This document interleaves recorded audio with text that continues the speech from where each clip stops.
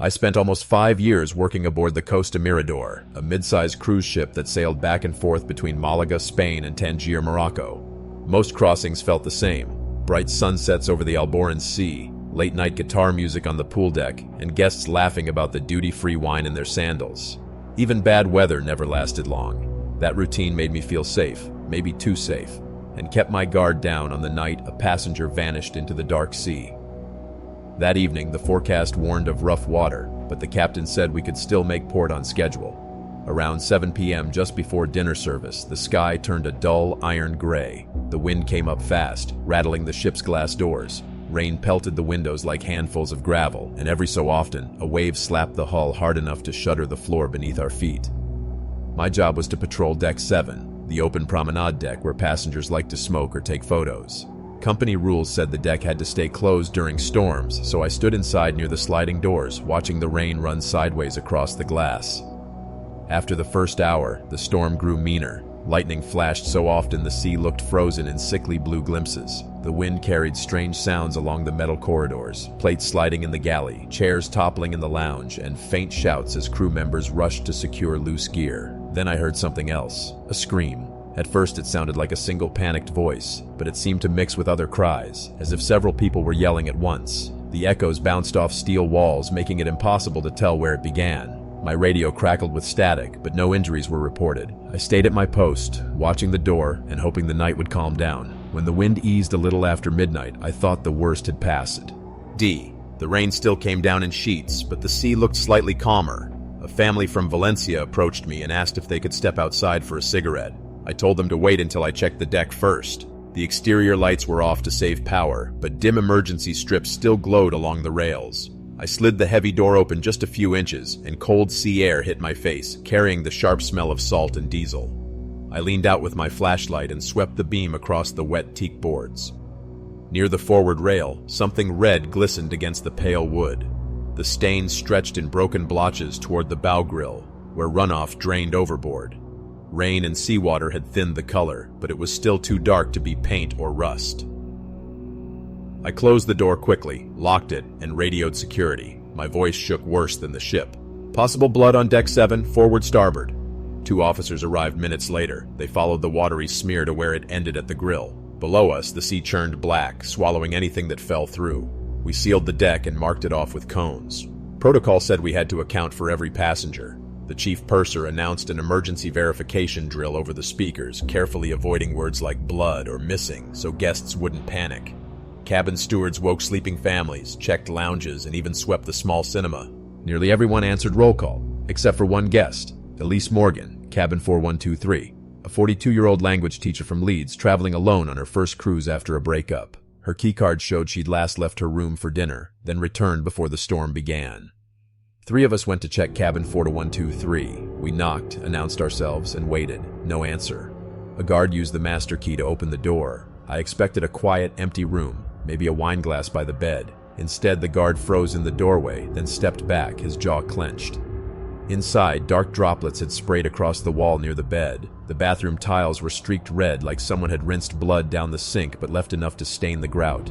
The bed sheets lay twisted on the floor. No bags, no shoes, no sign of Elise Morgan.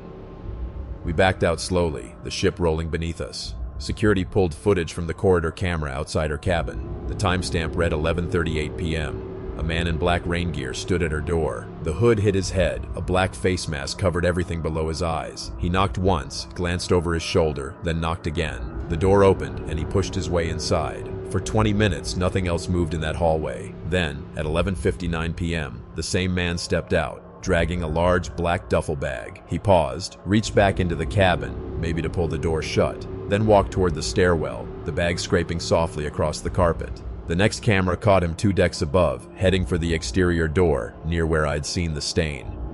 We never saw his face. One camera that might have caught it had gone dead earlier that night when the storm hit. Later, maintenance found the coat and mask stuffed behind a toilet in a public restroom. The fabric was sticky, soaked from seawater. The coat pockets were empty except for a torn scrap of boarding pass, too wet to read.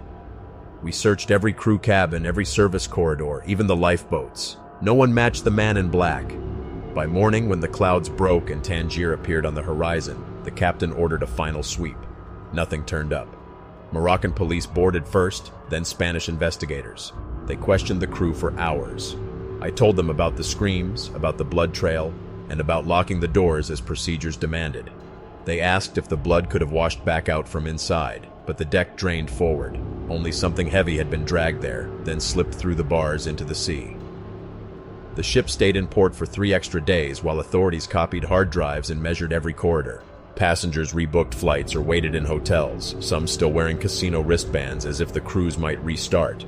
Rumors spread. Pirates had boarded, an affair turned violent, or organ traffickers were behind it. None of it fit what we actually knew. When we finally sailed back to Spain, Elise Morgan's cabin stayed locked. A priest blessed it before the next voyage. Crew gossip faded after a week, replaced by talk of pay raises and shore leave.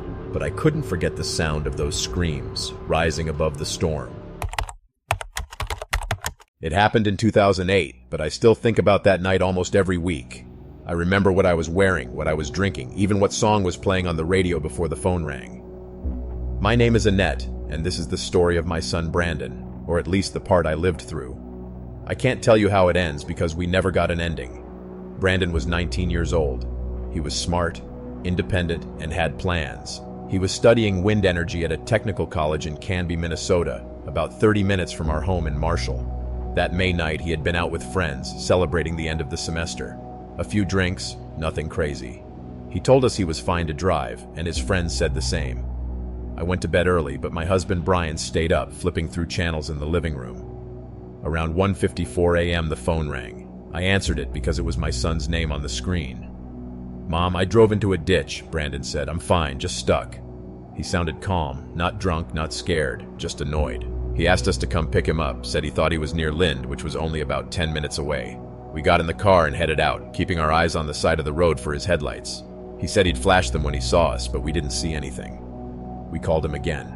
"I can see lights in the distance," he told us. "I think it's a town." We kept driving, still nothing. "I'm going to start walking toward the lights," he said. I told him to stay by the car, but he didn't listen. Brandon wasn't the kind of kid who sat still when he thought he could fix something. So he walked, and we stayed on the phone for almost 47 minutes. That call, I still hear it. We were talking like everything was normal. He described fences he passed, how the gravel crunched under his shoes, how dark it was out there. He didn't sound afraid, but at one point he burst under his breath. "What is that?" he said. "What do you mean?" I asked. There was silence, then a sharp sound like a grunt or maybe a shout. Then the line went dead. Brian and I kept trying to call him over and over again. It just rang, no voicemail, no answer. We drove around for another hour in the dark, hoping to see a shape on the side of the road, maybe the car, anything. By morning, we called the police. They didn't take it seriously at first. They said he was an adult. Maybe he ran away. Maybe he was hiding out. I knew better.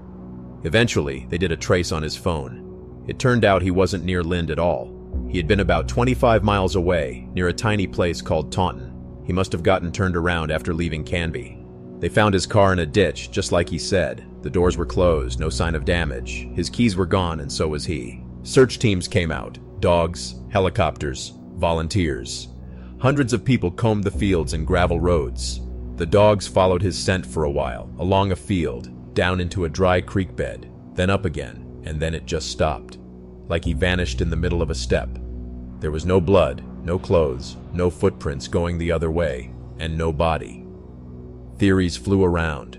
Maybe he fell into the creek and drowned, but they checked that. It was shallow and dry that night. Maybe he was attacked, but by whom in the middle of nowhere? There were no signs of a struggle. Some said it was animals, but again there were no remains. Others suggested he wanted to disappear, but I knew my son. He had money in his account. He was texting friends earlier that night, laughing about finals. He had no reason to leave. Years passed, and nothing changed. Every time the snow melts, I feel hope again. I think maybe the spring will uncover something, a shoe, a scrap of fabric, anything. But we've never found a thing. I go back to that phone call all the time.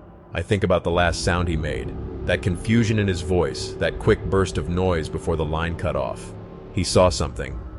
I know he did, and whatever it was, it made him disappear. Sometimes I sit in my car and just stare out at the highway, wondering how far he walked. Wondering if someone passed him and didn't even know it. wondering if I passed him.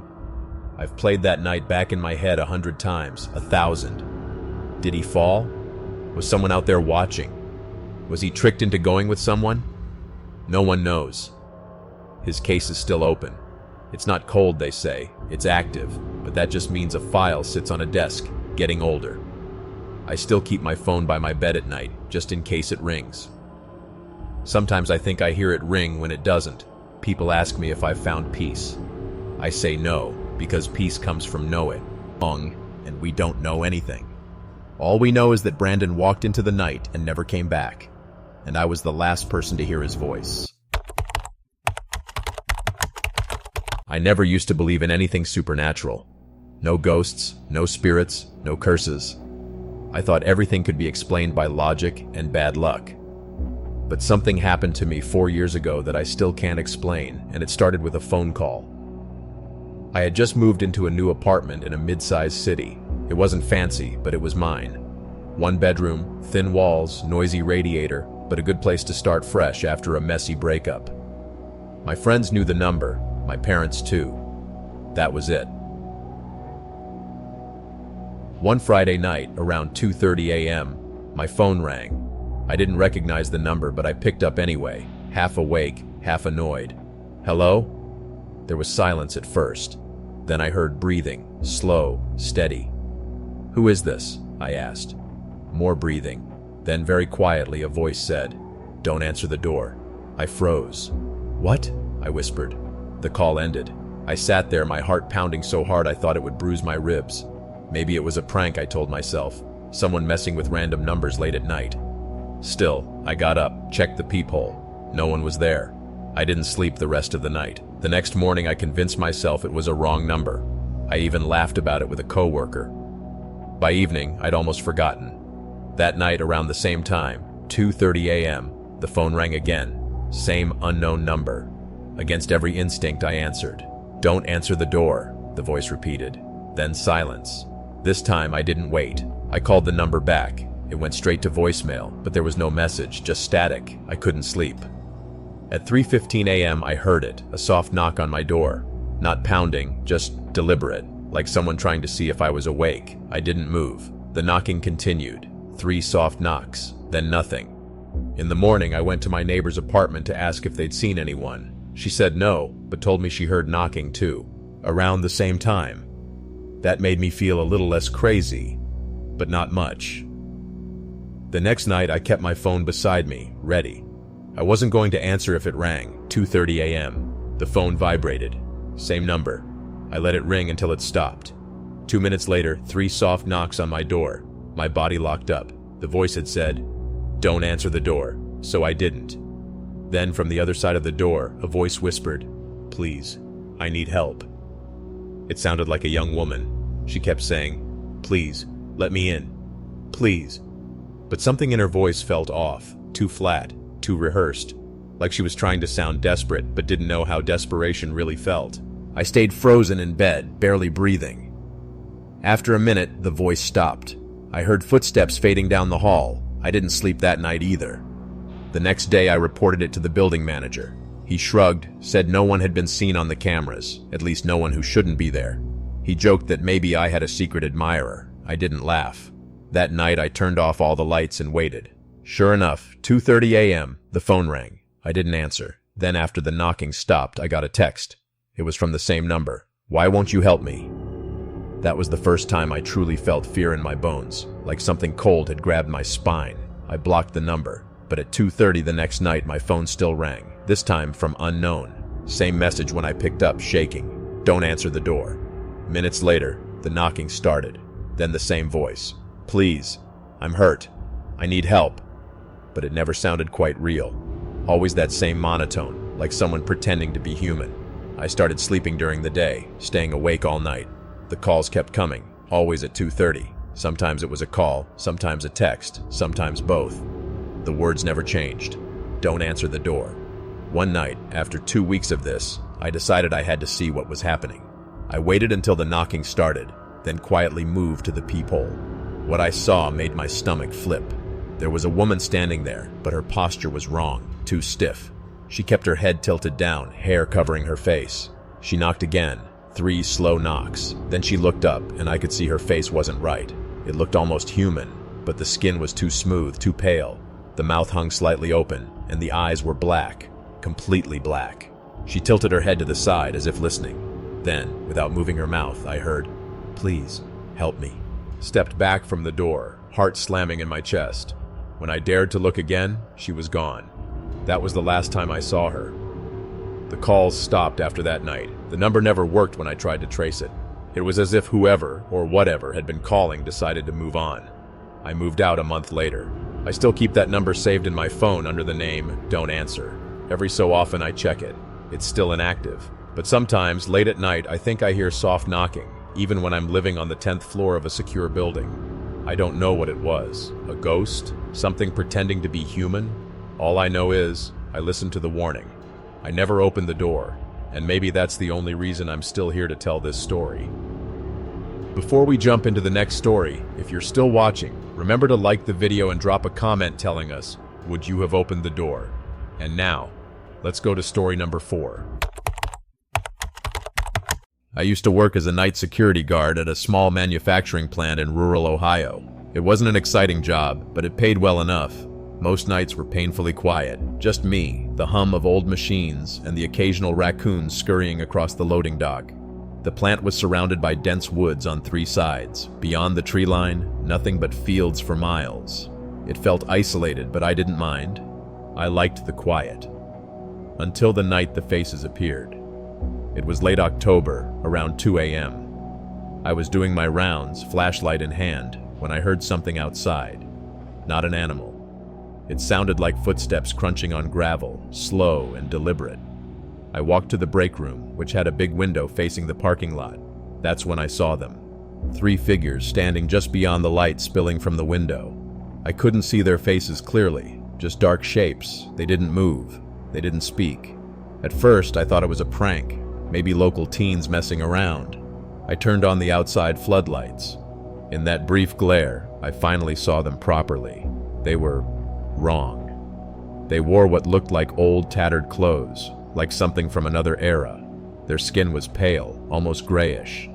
And their faces, each one had the exact same blank expression, with wide, unblinking eyes and thin, straight mouths. For a moment, none of us moved. Then all at once, they turned and walked into the woods, perfectly in sync, not running, just calmly disappearing into the darkness. I radioed my boss, told him someone had trespassed. He told me to stay inside and call the sheriff if they came back. They didn't come back that night, but the next night, they did. Same time, 2 a.m. I was watching the monitors when the motion detector picked up movement near the loading dock. This time there were 5 of them, standing in a loose half circle, facing the building. Again, they didn't move, didn't speak. I turned on the floodlights. Same reaction. They turned in perfect unison and walked into the woods. I called the sheriff's department. A deputy came out, shined his flashlight around, but found nothing. No footprints, no sign anyone had been there. He left, telling me it was probably a Halloween prank. But the next night was worse. I started my shift on edge, waiting for them. At exactly 2 a.m. I checked the cameras. They were already there. 7 this time. Standing closer to the building, I rushed to the window to see for myself. In the dim light, I realized something that made my stomach twist. Their faces weren't just similar, they were identical, like the same face copied onto different bodies. Expressionless, eyes locked on the building. One of them raised an arm slowly and pointed right at me. I ducked behind the window, heart hammering. When I dared to look again, they had lowered their arm, but were still staring. I backed away, locked every door I could find. For the rest of my shift, I refused to go near the windows. When the sun rose, they were gone. I told my boss the next day I couldn't work nights anymore. He thought I was overreacting, but agreed to move me to day shift temporarily. For 2 weeks, I worked days.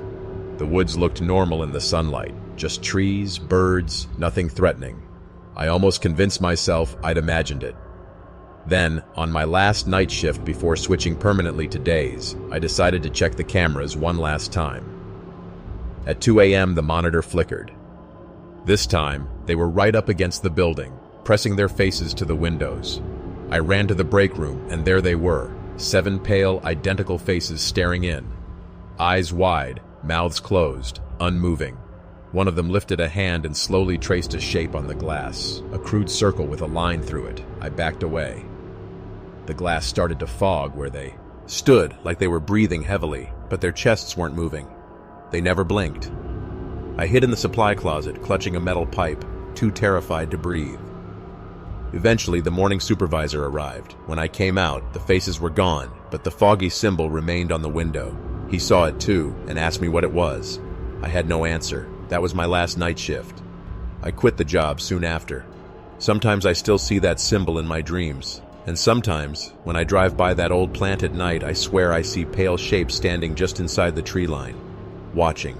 The sheriff's department never found anyone. The company installed new cameras, new floodlights. Nothing showed up again, at least while I was there. But those faces, they didn't look angry, they didn't look sad. They just looked patient, like they could wait forever for someone to let them in. To this day, I don't know what they were, and I don't think I ever want to know. I used to clean houses for a living. Most jobs were boring suburban homes, some a little messy, others spotless. But there was one house I'll never forget. It sat on the edge of town, half hidden by overgrown hedges and twisted trees. The owner was an older woman named Mrs. Hale. She was polite, but had this nervous energy, like she was always listening for something I couldn't hear. At first, she hired me to clean only during the day. She specifically told me never to be there after sunset. She said the house felt different at night. I thought she was just superstitious. Old houses creak, pipes groan. It's normal. But then I discovered the room. It was my third visit when I noticed it. A narrow door at the end of the upstairs hallway, painted the same color as the wall, so it almost blended in. At first I thought it might be a closet. I asked Mrs. Hale about it. She tensed up immediately. "That room stays locked," she said quietly. "It's not safe." She wouldn't explain further. After that, I found myself drawn to that door whenever I worked. Sometimes, standing outside it, I thought I heard whispers. Faint, like a conversation in the next room, but I couldn't make out the words. I convinced myself it was my imagination, until the day the door was unlocked. Mrs. Hale had gone out to run errands. I was dusting the hallway when I noticed the door was ajar, just an inch, but enough to see darkness inside. Something told me not to look, but curiosity won. I pushed the door open. It was a small room, completely empty except for a single wooden chair in the center. The wallpaper was old and peeling, but what caught my eye were the scratches, dozens of them. Deep gouges running along the inside of the door and the lower walls, like someone had clawed at them desperately, trying to get out. I felt cold all over, and then I heard it. A whisper right behind me. It was so close it felt like someone was leaning over my shoulder. "Sit down." I spun around. No one was there. The whisper came again, this time from the corner of the room. "Sit, please." My heart was pounding. Something about that voice. It sounded both pleading and menacing at the same time. I backed out of the room and shut the door. The whispering stopped instantly, like someone had flipped a switch. Mrs. Hale came home later, and I almost told her what happened, but the look in her eyes stopped me, like she already knew. She quietly asked if I'd opened the door. I lied and said no. She didn't press further, but she seemed even more anxious after that day. A week later, Mrs. Hale asked if I could clean the house one evening because she had visitors during the day. I hesitated, remembering her warning about staying after dark, but she sounded desperate, and she offered double pay. I agreed. The sun was just starting to set as I finished cleaning the kitchen. I told myself I'd leave as soon as it was dark, but then the whispers started again, faint at first, then louder, clearer.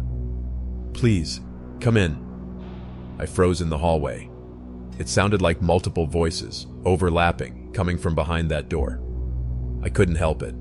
I walked toward the door, every part of me screaming not to. The door was open again. Wide this time. Inside, the chair was gone. The room was completely empty. The voices grew louder. "Come sit with us. We're so lonely. Join us." I stepped inside. Instantly, the door slammed shut behind me. The room went pitch black. The air felt heavy, thick, like it was pressing down on me. I reached for the doorknob. It was ice cold and wouldn't turn. Then I felt something touch my arm. Light at first, like fingertips. Then a stronger grip, pulling. I couldn't see anything, but I could hear them. So many voices now, whispering all at once. "Stay. Stay forever. Be with us." I screamed. slammed my fists against the door. Finally, the knob turned, and I fell into the hallway. The whispers stopped immediately. The house was silent again. I ran down the stairs, shaking, heart hammering so hard it hurt. Mrs. Hale was standing in the living room, looking pale but not surprised. "I told you," she said quietly. "That room isn't safe after dark." She helped me calm down, gave me a glass of water. Then she finally told me the truth. Years ago, her husband had built that room as a study. He became obsessed with spiritualism, trying to contact the dead. One night, during a seance, something ancestral aired back. He started hearing whispers, seeing shapes in the corners of the room. He grew paranoid, stopped sleeping, stopped eating. Then one night, she found him sitting in that chair, staring blankly at the wall. His eyes were open, but he wasn't breathing. After that, the whispers didn't stop. They got worse. Others who stayed after dark heard them too. Some felt unseen hands. One visitor disappeared completely, never found. Since then, Mrs. Hale kept the room locked and never stayed in the house after sunset. I quit that job the next day. Mrs. Hale understood. She didn't even ask for a final cleaning. Sometimes, when I close my eyes at night, I still hear those whispers. Faint, but unmistakable. Stay with us. And sometimes, in the moments between waking and sleep, I see the outline of that door, and I know they're still waiting. If you made it this far, thank you for watching these 5 true horror stories. Which one haunted you the most? Let us know in the comments below. Don't forget to like, share, and subscribe for more disturbing real stories. And remember, some doors are best left unopened. Good night.